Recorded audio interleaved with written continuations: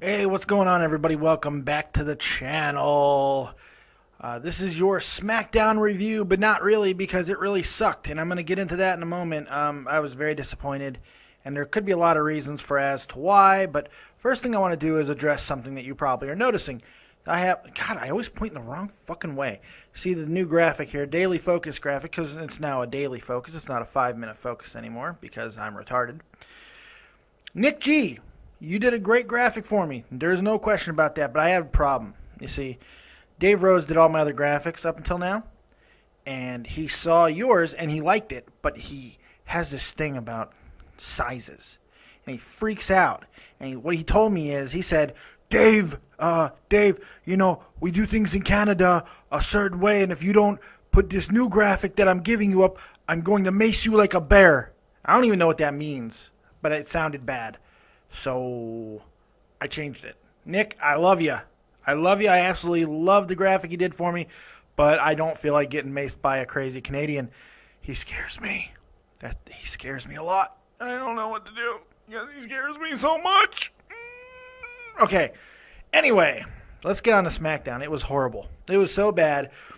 Jeff was watching it. Jeff usually accompanies me here on the SmackDown reviews.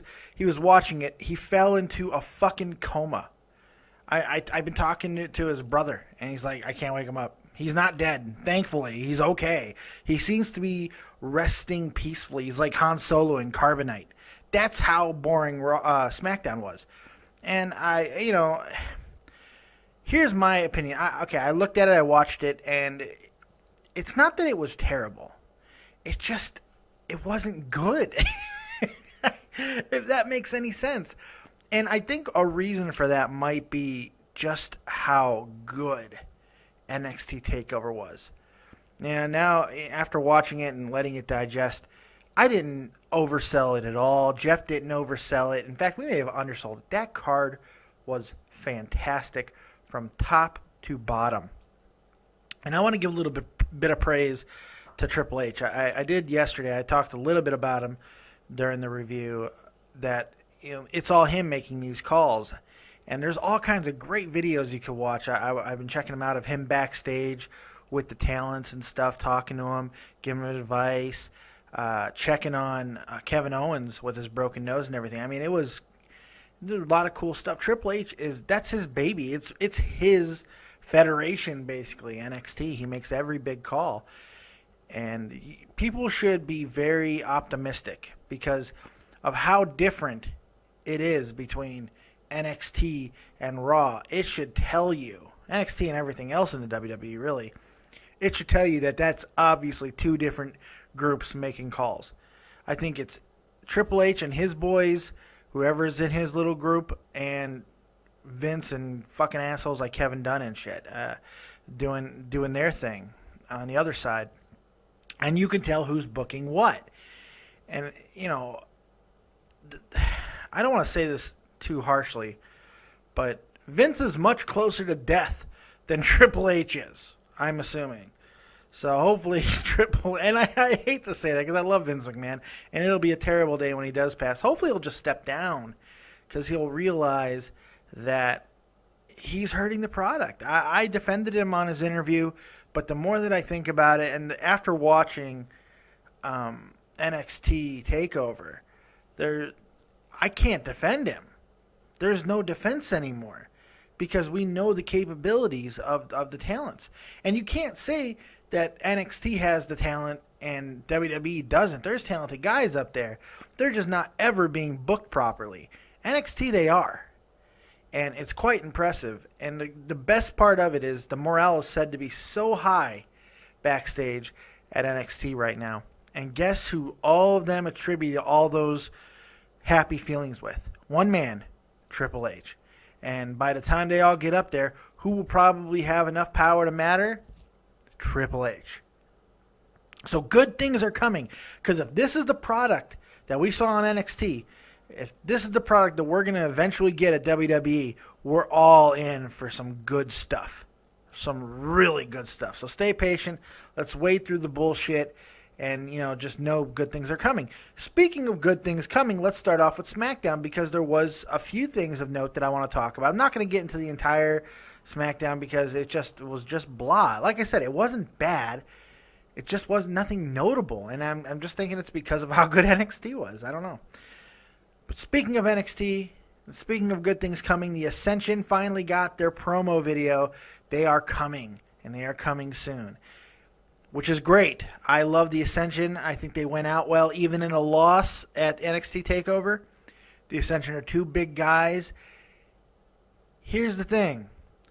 Why did they cut a Legion of Doom promo? I mean, they even have the shoulder pads, which I don't remember them wearing before. Maybe I'm completely wrong. But these shoulder pads, and it even looks like there's some weird spikes on the collars or something. What are they doing? I mean, look, can these guys be a Legion of Doom? I mean, it's bad enough they're going to be getting that type of comparison anyway. But why be so on the nose with it? On the other hand, shut my fucking mouth, because Legion of Doom was awesome. And these guys look like they could pull it off. They already wrestle quite a bit like them. Maybe it's what we need. We need a throwback to that. Maybe it's something different into the tag team division in WWE. There is nothing like the Ascension in the tag team division right now in all of WWE. There's just not. So I think this could be a good thing. And this is a real team. This is a team. This isn't two guys being thrust together, or even on some level brothers. Brothers make good teams too. But this is a cohesive friggin' tag team that can do a lot of destruction. And I'm expecting big things out of them when they hit the main roster, which looks to be very soon. So actually, maybe even as early as Monday. Who knows? So aside from that, Cena comes out and actually gives a really good promo. Him and Rollins started the show off well with a promo. It's the second show in a row where I felt that the show started off really well and then kind of from there. But Cena and Rollins went at it verbally, and it was kind of good. I mean, basically the same stuff we've seen over and over, but it was a little more heated and escalated very quickly. It was kind of cool. Then we find out we get another fucking another six-man tag. I can't deal with all these six-man tags of the same guys. This time it's Ziggler, Eric Rowan, and Ryback versus Luke Harper, Kane, and Big Show. Oh my God, that's a lot of beef in the ring. A lot of immobile beef in the ring, and I was expecting just terribleness. I guess the main event wasn't that bad. Here's the problem. It's like they don't know who they're building. Every Friday Night SmackDown, it seems like it's a different guy in the same group that's getting over, like the guy who was victorious or looked good the week before. It's just weird. It's very unbalanced, and it doesn't make a lot of sense, and it makes you wonder what you're supposed to be doing. Now, in my head, I'm thinking there's a reason why these guys are still in teams like this, and there's still cohesiveness between them. And maybe this is wishful thinking. I don't know why they wouldn't have done it at Survivor Series if they were ever going to do it. But what if this is all leading up to a War Games? What if all of this shit is just leading up to a War Games match? I know it won't be at like a fall brawl, and that's why it made sense to do it at Survivor Series. But what if this is the idea here? I mean, Triple H apparently has been pushing for a War Games match for a very long time, and I'm freaking out because my turtle is about to knock all of her rocks down and probably kill herself. It's not good. He's been trying to get this match for a long time, and apparently he's always been shut down. But this seems like they're building towards that with this team shit continuing on, or maybe they're just trying to sell the idea from Survivor Series. I don't know. What do you guys think of that? And would that be interesting? See these type of guys. Now, granted, there's only a few really, really stellar workers in this group of 8 people who would be taking part in the match, but it could be a good fucking fight. It could be a lot of fun to watch, and I would love to see War Games. It was one of my favorite matches of all time. I love War Games. It's just, there's so many good memories, and it's such a good throwback. I would love to see that. That would be a lot of fun. Next up, the Usos. And I guess I am going through match by match. I don't know. The Usos and Cesaro are the Usos versus Cesaro and Tyson Kidd. Miz on commentary. They're continuing to push this direction with the Miz and Naomi and everything, which I got to admit, it's kind of sucked me in. And we're seeing more personality from the Usos, which is a really good thing. And once again, I do believe it's leading to a breakup of the Usos, which is long overdue in some respects. So hopefully that'll happen. The Miz is doing his best work, I think, ever. The Miz is doing his best work he's ever done right now. On the mic and in the ring. He's never looked better than he does right now. There you go, Ed Crowley. Are you happy now? I've given The Miz some serious credit. I think he's doing his best work right this second. And a lot of it has to do, I think he's being pushed by Mizdow, which is awesome. I mean, it's a good thing. Naomi showing a little bit of personality, which is cool. Hopefully something is... Maybe she's even going to turn on the Usos. That would be kind of interesting. Something they don't usually do, too, an interracial couple. We don't see that a lot. I mean, it does happen. Kevin Sullivan and Miss Jacqueline. Oh, man. Sherry and Harlem Heat. I don't know if that was a couple at all, or a three-way, whatever. But I don't know. It's something you don't see a lot. I mean, it does happen, but it doesn't happen a lot. So that would be an interesting angle to go, especially since we know Jimmy and Naomi are actually married in real life. That could be a really edgy way to go. That would be fun to see. As for the match, Cesaro and Tyson Kidd are becoming more of a cohesive unit, and it's unfortunate that Cesaro's probably leaving soon because I think they actually have something. The finishing move, if they end up going with it and they can perfect it, with Cesaro hitting the Cesaro swing and Tyson Kidd hitting a drop kick, maybe even a drop kick off the top rope. He didn't do it off the rope this week, but maybe if they can perfect that, that would be really neat. So there's a lot of really cool double teams. So we'll see. I think that could be something, but I'm fairly certain Cesaro is leaving. So I don't know. Usos get the win, even after taking a bunch of punishment. The Miz goes back, talks to Naomi. Naomi's like, I know what you doing. And the Miz is like, I'm trying to help you, bitch. I'm trying to fucking help you. Calm the fuck down. I don't want to get between you, man. I'm trying to fucking help you. What's the matter with you? She's like, okay. I'll think about it. And then she goes and gives fucking Jimmy the shit and said, hey, I know you don't believe in me, Jimmy. He's like, baby, baby, baby, please. Baby, please, baby, please. Baby, baby, baby, baby, baby, please. That's basically what happened. I mean, no, it wasn't word for word, but I think it was pretty close. So, after all that debacle, which wasn't that bad to be completely honest, Bray Wyatt comes out and he does a backstage vignette, and it was more of the same. Talking about how he's gonna be learned about in school and shit. It was more of the same. Then we got into an interesting little thing. The Divas come out. We got AJ on commentary yet again, which she seems to be every week, which is kind of cool. I'll talk about how awkward it was this week in a moment. But Nikki Bella and Alicia Fox had their match, and it was not a bad match. Nikki's getting better. It seems Nikki is improving every week. And Alicia Fox, I really wish she would be given a serious direction, because I think she has all the athletic ability, and she's smoking hot, too. I like crazy chicks. I guess I'm like CM Punk in that regard. I love crazy. And which is funny because my wife is like the most subdued person in the world. But I've been married for 12 years. And I guess that's why I like crazy now. I'm like, I need crazy. And Alicia Fox is smoking and crazy. And I like her athletic ability. She has good ring psychology. I like her. So I hope that maybe they'll use her properly in the future with this influx of new divas that should be coming up soon. Nikki gets the win with a rack attack, and which I like that move because of the double entendre, because she's using a rack and attack, and she has a rack that attacks everybody with its awesomeness. Anyways, let's get to the awkwardness of the match. AJ on commentary, and it seemed like nobody knew what to say to AJ. Like, what she said on Raw seemed to rattle everybody. Because, like I said, now I'm even more convinced of it. She was giving either her goodbye speech on Raw, or she was about to drop a fucking pipe bomb and stopped short. And either way, she lost her nerve. It seems like everybody was just not sure of what to say to each other during this thing. And Michael Cole was being overly nice, which he usually is not to her. And and JBL was very quiet. And Michael Cole was just, you're part of the family and blah, blah, blah. And then so AJ, how's your life and all that? It was just weird. And AJ, being the pro that she is, was able to handle it pretty well and keep everything in stride. But, I mean, it just seemed, I don't know, maybe you guys noticed that too. If you noticed that, please let me know, because it seemed very odd. So, another note on AJ, and this is going to kill Jeff Huffman because he loves AJ more than life itself, it seems, at some time. But I like AJ. I think she's great. I really do. I hope my turtle's not dead. I think my turtle could be dead. Damn. Oh, I'll check on her in a second. Turtle! Turtle! Turtle!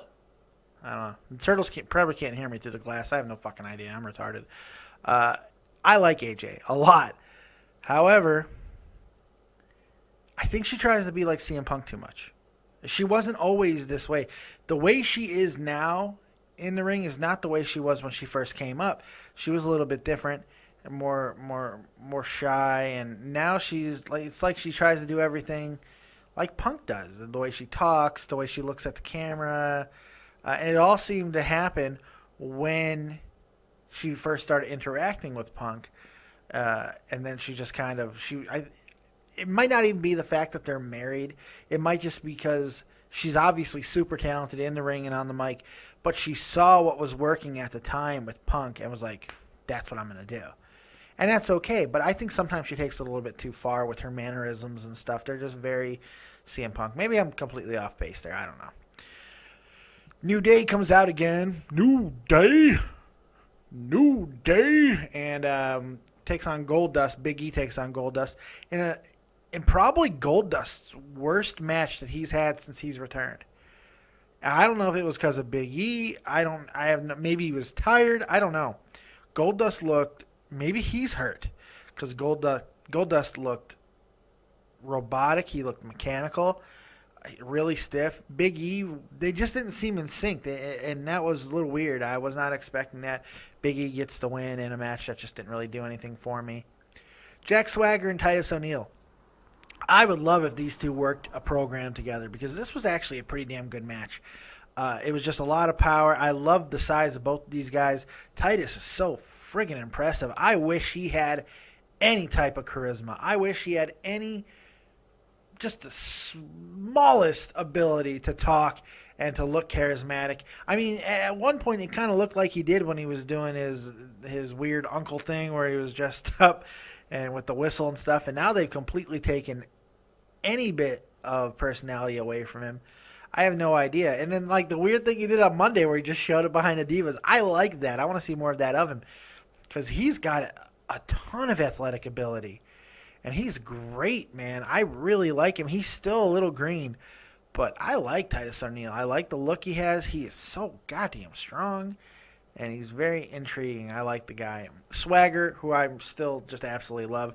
It looks like they're building him back up, and I don't know if they're just doing it to give Rusev a challenge and to make it seem like Swagger might actually beat Rusev, which we all know he's not. But Rusev needed somebody, and Swagger has the credentials, and now he's been gaining this momentum, so which is kind of cool. Rusev comes out and taunts. Lana was there. Yeah. Wear like an oxygen mask, I swear to God. I just put her on me and call me Bane. I don't give a fuck. So we revisit Bray Wyatt and Dean Ambrose yet again. Does anybody care? Does anybody care? Seriously. I mean, does anyone care about Ambrose? I just want this feud to end so badly. I can't even tell you how bad I want this feud to end. I want to see this fight. I want it to be good, and then I want the feud to be over. I want it to be over and done and finished and buried. And let's move them on, because this is ridiculous. Hopefully we'll get lucky and Roman Reigns will come back as a heel and take out Ambrose, and then those two will get into a feud. Ambrose has been saying a lot of controversial things on interviews and stuff lately too, which is kind of interesting. So I don't know. Apparently he doesn't like being controlled, his promos being controlled in WWE. He hates his WWE promos and stuff like that, which in some respects I agree with him. He was able to be so much more real when he didn't have any responsibilities, you know. Everybody can look great and do what they want when they're in a fucking gym, you know. When you're with the big boys, it's a little bit more difficult, and you got to play ball a little bit. You have to be able to adjust. You have to be able to take your time and throw something of yourself into it. And hopefully we'll see more of that. And we don't need two weird guys going after each other, at least not these two weird guys. We don't need Ambrose and Wyatt fighting, and I think we've realized that. It just doesn't really work. It doesn't make sense. So hopefully that'll be done and buried. Main event time. God. It wasn't a terrible main event, but it certainly wasn't anything to write home about. Ziggler looked great, man. He sells his ass off to everybody. He hit a really impressive zigzag on Big Show at one point, too. Rowan didn't seem to do too much in the match. I don't really understand as to why they're not focusing more on him. It's bad enough that we're gonna have to sit through this terrible stairs match at TLC between him and Big Show. But at least let's get some focus on him and pivot him to Luke Harper at some point. That's what I want to see. Even though I do really, really want to see this Dolph Ziggler-Luke Harper match desperately at TLC, the ladder match. It should be the match of the night. So I'm excited about that. Ryback stands tall, pummels everyone at the end of the match, gets the victory. Meh. Kane comes in and beats him down with a chair after the match.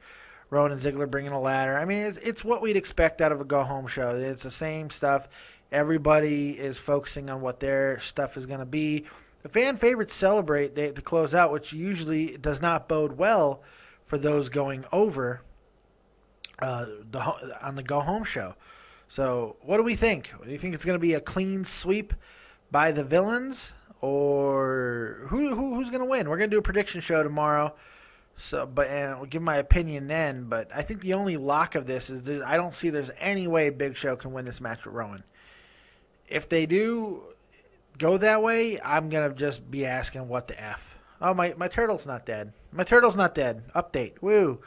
She's moving around again. Good job, turtle. Got yourself out of that mess. See? That's the lesson learned here, kids. Don't do anything and everything will turn out okay. I could have helped the turtle, but why? Turtle's a turtle. Turtle knows what she's doing. She got herself in a situation.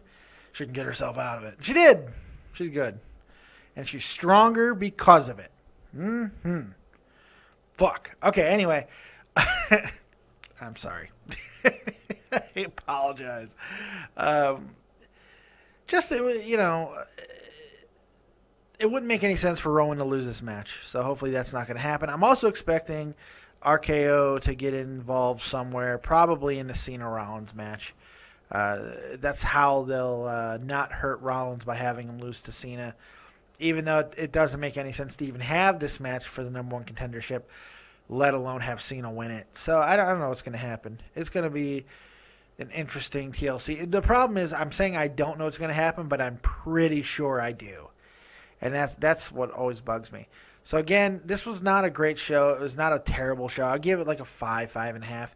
I don't know if it would have been better had I not watched NXT, which, again, was just amazing. I don't know. What do you guys think? Let me know what you think of SmackDown.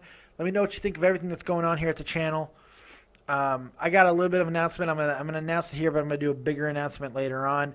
If you watch all the different content that I put on the channel, I do unboxings quite often, 3 times a month or whatever. Coming up soon, well, actually, it's up to you guys. You keep watching the unboxings, which are becoming one of my most popular videos on the channel. Probably not from a lot of subscribers, and that's the problem. You guys get me to 500 subs, and I'm going to start taking items out of each arcade block, nerd block, loot chest. That's the German version that my wife uses. I'm going to start taking items out of each one until I build enough for one box, and then I'm going to do a giveaway to a subscriber, a random subscriber, once I hit 500 subs. And I know 500 is a long ways away. Maybe I'll never hit 500. But I think that I'm going to put together such a good block that it will be worth it for anybody who wants to help me achieve that goal of 500 subs. You guys help me get there, and I will do some type of giveaway. Let me know what you think. Should I do a random drawing of a subscriber, or should I do some type of contest, trivia contest, or something fun like that? Or do you just want to see like a random name out of the hat type deal? Let me know what you think of that. Let me know if you think that's interesting. And if you wrestling guys get in there as well, I'll throw in something pretty sweet wrestling-wise. Maybe, who knows? I got a bunch of cool wrestling stuff here at the house. I'll make sure I throw that into the block if you are chosen as the winner once I get to 500 subs. So help me get there, guys. I appreciate it as always. You guys are incredible. I love interacting with you guys. I love having everybody on Creators Corner. I've been having so much fun. Wait until next week's Creators Corner with Ed Crowley. Holy fucking God. It's absolute insanity. So check all that stuff out and let me know what I can do to get better, what you want to see, what you want to talk about, and we will continue to grow this thing together because it's as much your channel as it is mine. So with that, I'm done. Thank you guys for joining me yet again, and we are out of this. Peace!